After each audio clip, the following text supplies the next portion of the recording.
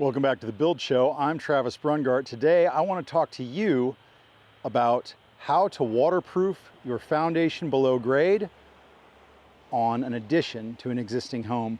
We're working with an insulated concrete form product. Today's episode is sponsored by Polyguard. Let me show you how to do it. All right, so as is common with many projects on existing homes, you have to make the best of what the existing conditions allow. And on a small project like this, where we're up a steep hill, it makes a ton of sense to utilize an insulated concrete form to form up this crawl space addition. This is just a primary suite and closet bathroom extension, so it's only 8 by 20. Very easy for us then to self-perform a footing insulated concrete form wall installation and then go ahead and pour the concrete core as well. This is also something that a larger company could do on a better site even faster. Insulated concrete forms have a lot of benefits, but one of the things that people often get wrong with insulated concrete forms is best practices for waterproofing. People can get vexed by materials incompatibility and utilize something that would potentially eat the foam to adhere their membranes. Polyguard has thought all this through, and they provided us a system that allows us to provide below grade waterproofing that will keep our crawl space dry and make our installation easy. So let me take you through it. The first step for us is actually addressing this bottom of wall joint to top of footing. The insulated concrete forms vary depending on manufacturer. This happens to be a perfect block application, and it's a square edge, so there is not a recess at the bottom edge of those forms. So we didn't actually have the challenges that some other forms might have had, where they would have to fill a little half-inch gap. We have essentially a dead flush condition, and this block is actually glued to the footing.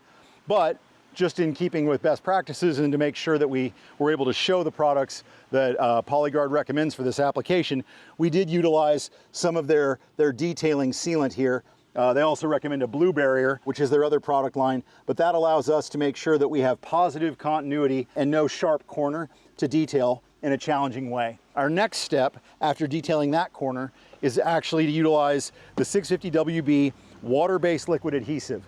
And we want to apply this adhesive to our top of footing and our bottom edge of wall, because our next step will be to install some TRM flashing tape. We're going to utilize the 7-inch in that location because we only have about 3.5 inches of footing exposed. And we really just want to detail the top of footing and then up the face of the wall.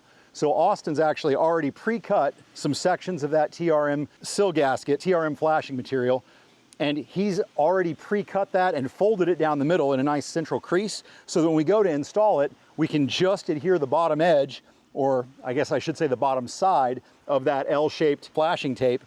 We'll adhere it to the top of the footing, and then we can work our way up the wall after that. We want to apply positive pressure to roll that flashing tape to get good adhesion, and if we get into a trouble spot, there is even, a spray adhesive that we could add to that to make it a more robust connection. But honestly, the 650 WB has not let us down. So we're gonna keep rolling with that membrane applied.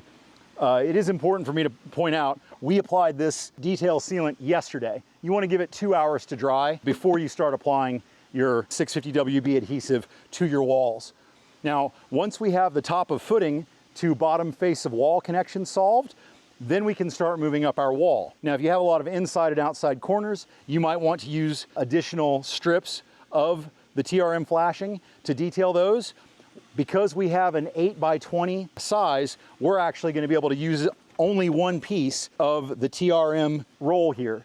That's going to allow us to have one singular monolithic layer that applies to the entire face, wraps around the corners. But if you have to do a lot of transitions, you just want to make sure that you use that detail sealant to make those laps all watertight. Once we apply the 650 WB up the side face of our insulated concrete form, and again, this is a water-based adhesive, I believe that's what the WB stands for. That's why you don't have to worry about it eating the foam. We have no compatibility issues with water-based sealants. So this product will remain tacky for about 24 hours, otherwise you need to reapply, is my understanding. So we're gonna apply it, let set, within the next couple hours, we'll have all this applied and adhered without having to reapply. But there is an opportunity to fix it if you get interrupted for some reason. You can reapply a second coat after cleaning it off. So what we have here is the 3-foot roll that, as I said, this is the TRM product, the term waterproofing termite barrier. And this Polyguard product is going to keep all water infiltration out of this wall system. This is our waterproofing.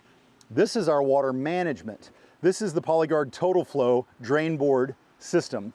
And this, as you can see on the edge of the profile, is actually thicker at the bottom to allow a higher volume of flow through it. So just like always, we put our dimple mat with the dimples against the wall, and then we have a fabric facer to keep silt from infiltrating and clogging that up. So with that thicker side, we can actually manage the increased volume of water as it moves down the wall. Now, Polyguard makes a series of fittings that will allow you to integrate that into a traditional flexible drain tile, and you can get your water away from your house with those longer runs of pipe.